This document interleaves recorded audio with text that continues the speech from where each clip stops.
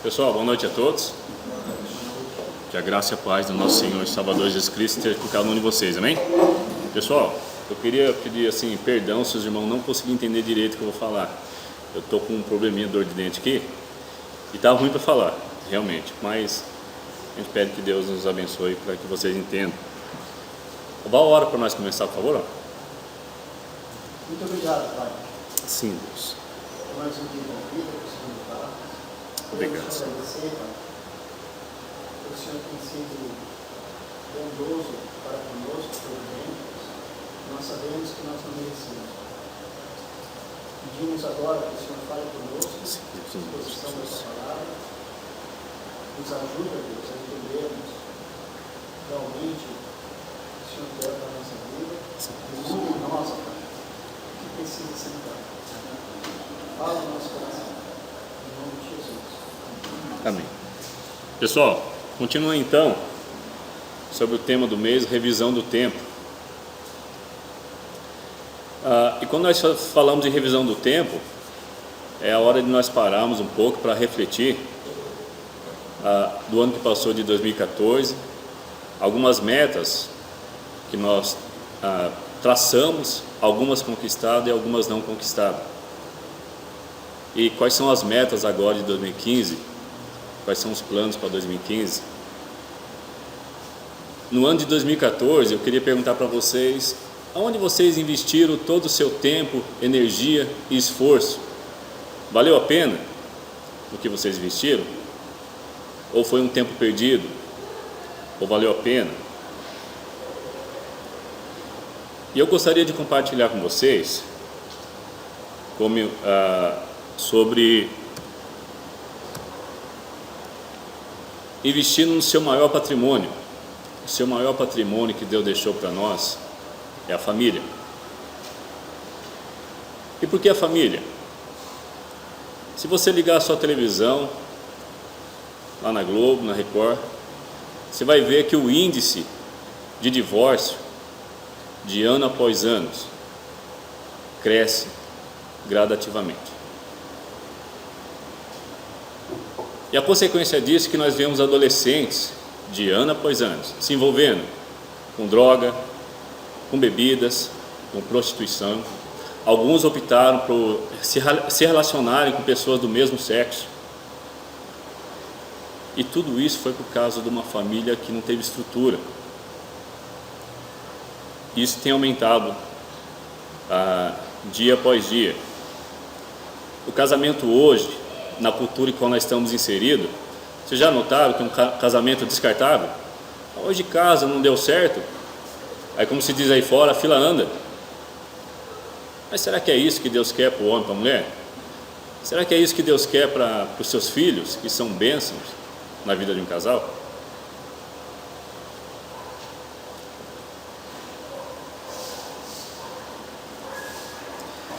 Deus não criou o homem nem a mulher para isso, para se divorciarem.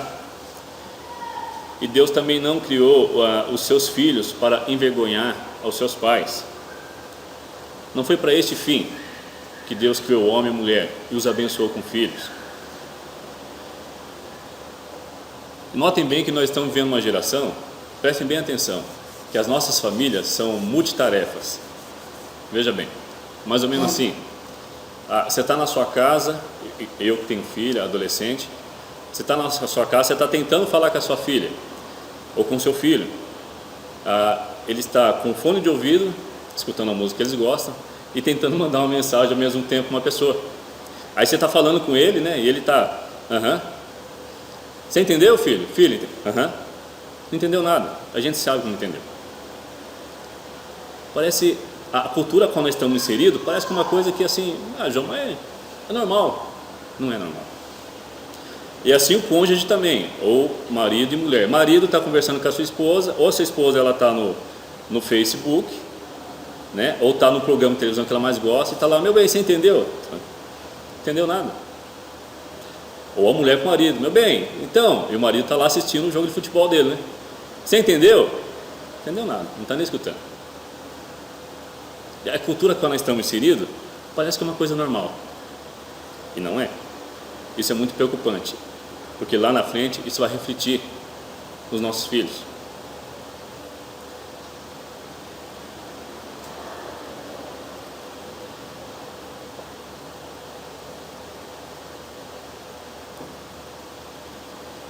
É preciso que as famílias, não só brasileiras, mas do mundo todo, elas possam resgatar dentro da sua casa o relacionamento entre marido e mulher, mulher e marido, e pais e filhos.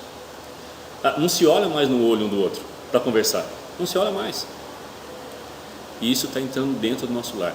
Seus filhos estão lá jogando videogame, você está falando com ele, tá bom pai, tá legal, tá nada, nem está te escutando. E não só resgatar o tempo de relacionamento com a família dentro do lar. Eu queria propor o ano de 2015 para a gente tentar resgatar em nosso lar a adoração a Deus. Por quê? Porque uma família bem estruturada em Cristo, vocês já perceberam que a família ela é o esteio e o alicerce da sociedade lá fora? E quando o pai, que é o líder no caso do lar, ele consegue estruturar a sua família em Cristo, ele consegue preparar a sua família para enfrentar lá fora os embates da vida. A gente não prepara a família para falar assim, lá fora está fácil, fica tranquilo que você vai conseguir. Não. Por isso que nós temos que preparar a nossa família em Cristo, alicerçar o nosso lar em Cristo, para que eles possam viver os embates da vida lá fora. O que acontece então? A geração a qual nós estamos inseridos, prestem bem atenção nisso, ela está andando na contramão, está tomando um outro rumo de qual é a verdadeira vontade de Deus para cada família.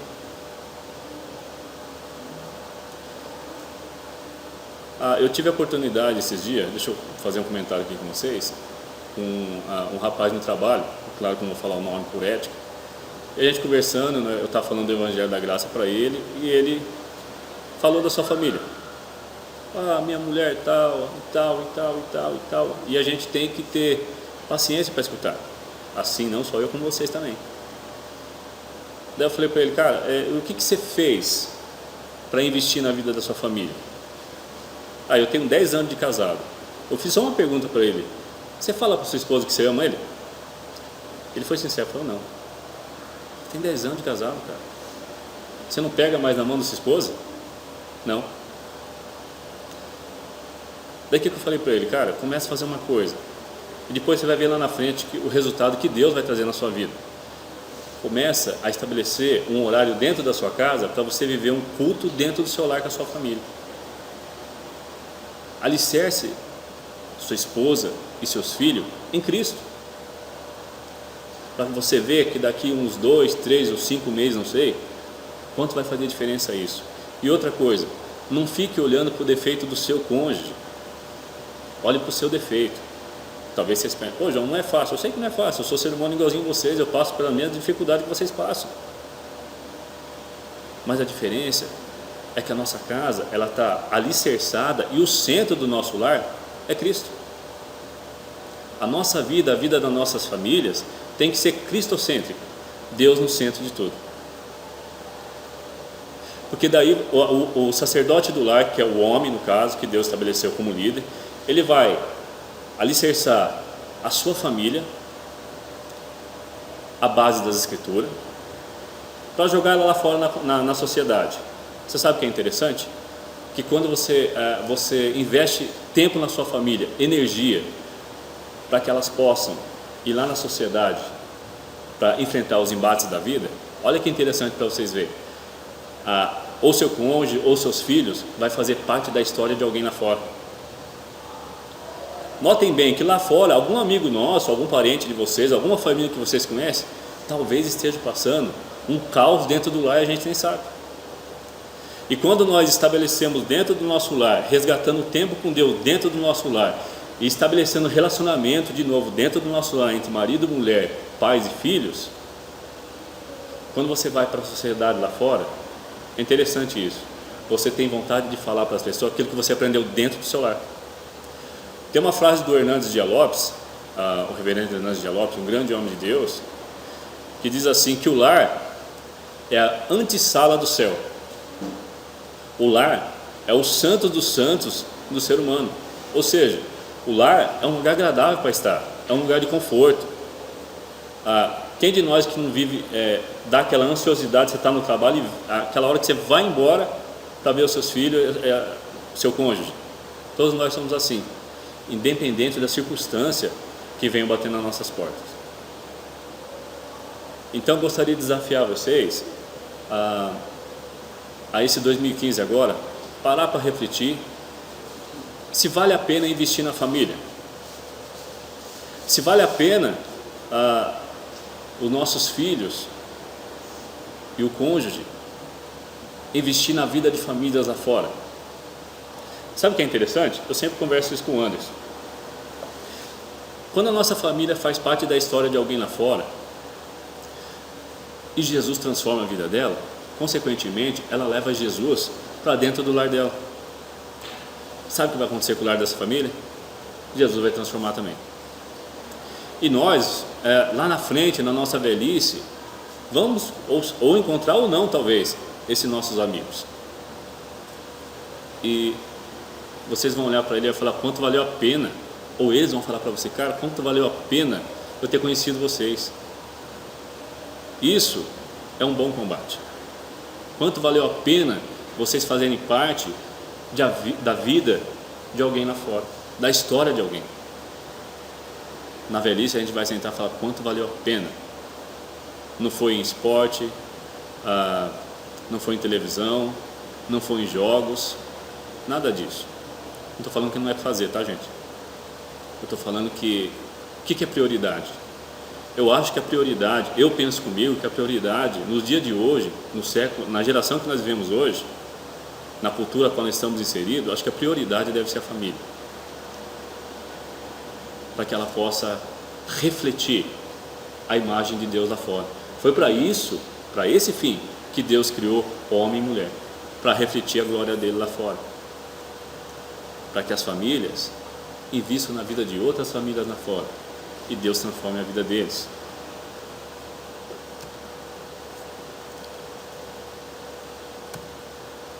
Família é um projeto de Deus, é o seu maior patrimônio.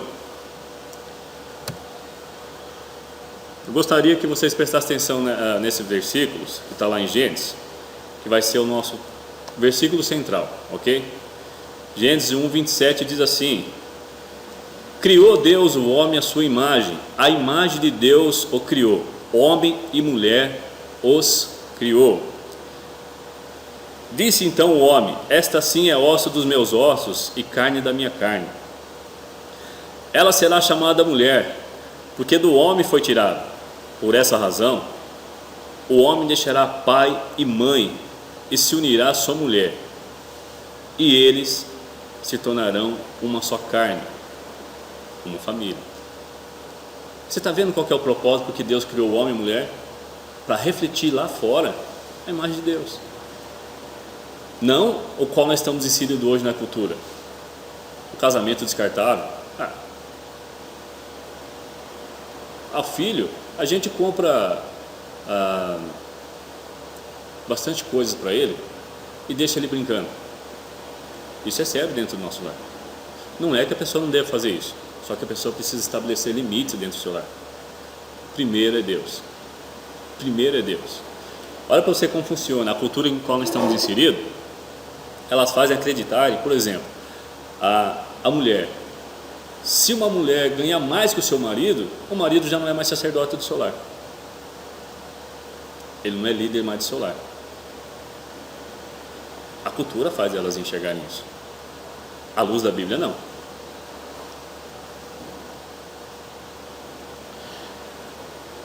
Esse aqui é o contexto de Efésios 5. E por que eu quero começar com o contexto? Diz assim: tenham cuidado com a maneira como vocês vivem, que não seja como insensatos, mas como sábios. Aproveitem ao máximo cada oportunidade, porque os dias são maus. Aproveitem ao máximo cada oportunidade para investir na vida do seu filho, na vida da sua esposa, investir na vida do seu marido. Filhos, investir na vida dos seus pais. Aproveitem ao máximo cada oportunidade. E tem uma frase legal da música do Legião Urbana, que é muito interessante, tem tudo a ver com o tema. Ela diz assim que é preciso amar as pessoas como se não houvesse o amanhã. Maridos, ame suas esposas como se não houvesse amanhã. Mulheres, ame seus maridos como se não houvesse amanhã. Filhos, ame os seus pais como não se houvesse amanhã. Famílias, ame as outras famílias lá fora, o seu próximo, como não se houvesse amanhã. Efésios 5, 22, 23 e 24. Agora as mulheres, provavelmente, a hora que eu sair lá fora, elas vão me bater, mas tudo bem. Mulheres, sujeitem-se aos seus maridos como ao Senhor, pois o marido é o cabeça da mulher, como também Cristo é o cabeça da igreja, que é o seu corpo, do qual ele é o Salvador. Assim como a igreja está sujeita a Cristo, também as mulheres estejam sujeitas em tudo. Mulheres estejam em tudo sujeitas a seus maridos. Olha a comparação que o apóstolo Paulo faz. Deixa eu falar para vocês rapidinho quem é o apóstolo Paulo, para quem não sabe. O apóstolo Paulo foi aquele cara que perseguia os cristãos, tá? Matava os cristãos, encarcerava os cristãos. Então Jesus vai e aparece para ele, e agora Deus pede para Paulo agora que ele seja apóstolo dos gentios, ou seja, pregar para aqueles que não são cristãos. Esse era o foco do apóstolo Paulo, tá bom, gente? Foi o apóstolo Paulo que escreveu essa carta aqui. E quando nós falamos em sujeição nessa geração a qual nós vivemos com uma mulher, imagina, eu ser capaz do meu marido, tá louco? De jeito nenhum que eu vou viver debaixo do chinelo dele. Mas essa é a ideia que Deus traz para a nossa vida. Olha bem o versículo 24. Assim como a igreja está sujeita a Cristo. Quem que é a igreja? Gente, igreja não é a parede, tá bom? Não é o templo. Igreja é a gente. Assim como a igreja seja sujeita a Cristo, também as mulheres estejam em tudo sujeitas a seus maridos. O que Cristo passou pela igreja? Ele sofreu. Essa é a ideia de Paulo aqui. Ele se preocupou, ele foi humilhado, ele amou, ele perdoou, e ele entregou a vida pela igreja. Assim, a nós como igreja, no caso das mulheres, está sujeita aos maridos. Por quê?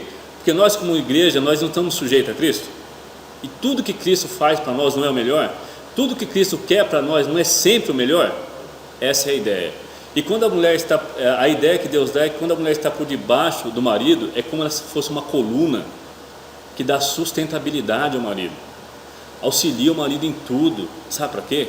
Para que ele seja, por exemplo, para quem tem ministério, um bom pastor, para que ele seja um bom pai, para que ele entre dentro do seu lar e olhe para a vida deles e fale assim: como é bom chegar e encontrar uma mulher a qual deixei, que está investindo na vida dos meus filhos. Essa é a ideia da sujeição e submissão aos maridos. Não é ser um capacho. Bom, pelo jeito as mulheres não vão bater mais, né? Acho que não. Você entendeu? A ideia é essa. Ela é uma coluna por debaixo da autoridade do marido, que dá sustentabilidade para ele poder viver os embates da vida lá fora. Talvez as mulheres estão pensando assim: cara, como é difícil isso. Mas vai chegar no marido já.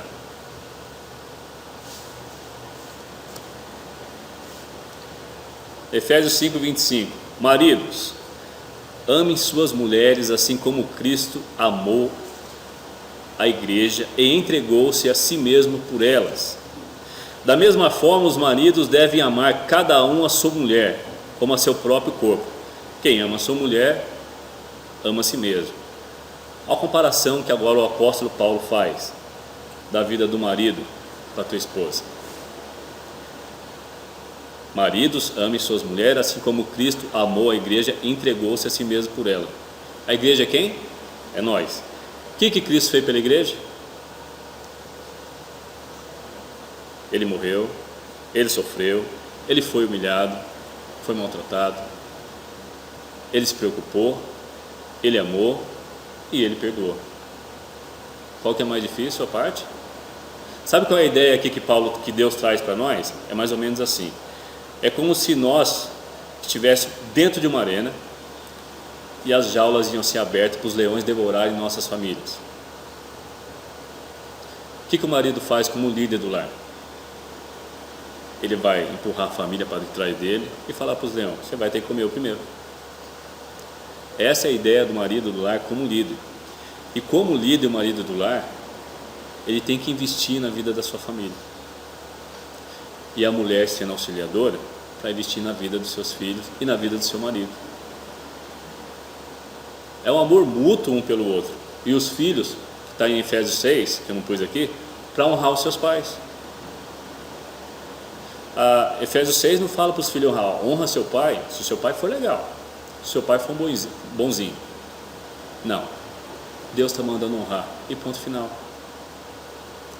Você viu como que é interessante a estrutura de uma família? Eu acho que nós precisamos acordar para a realidade da cultura qual nós estamos inseridos. Porque a cultura qual nós estamos inseridos, o padrão dela, não vai trazer caráter para dentro da sua família, não. Ela não vai moldar o seu caráter, nem o da sua família. E é preciso resgatar dentro do lar, olho a olho, tete a tete, falar com a tua esposa, falar com o teu marido e falar com o teu filho. Não se vê mais isso. Por causa da tecnologia hoje, quase ninguém fala mais com ninguém. Eu vou falar para você, eu particularmente, eu não gosto de estar falando com uma pessoa e a pessoa está naquele negócio. Eu não gosto. Eu gosto de olhar para o rosto da pessoa. Eu acho que nós precisamos olhar para o rosto do nosso próximo, do nosso cônjuge, dos nossos filhos. É difícil você amar sem ficar olhando. É difícil ele olhar no seu olho e falar assim, o quanto essa pessoa se preocupa comigo, o quanto ela me ama. Eu acho que a ideia da geração a qual nós estamos inseridos, ela está distorcendo, ela está tirando o valor dos princípios da família. E é interessante que num mundo moderno como esse, é tudo normal. Ah não, que é isso, cara? Meus filhos, não, tá lá, tá bem. Não tá, cara. Não tá. E os filhos para os pais. Às vezes o caos está dentro da sua casa. E Deus está dando a oportunidade de vocês restabelecerem e resgatar a sua família para viver uma vida deus-cêntrica. Deus no centro de tudo.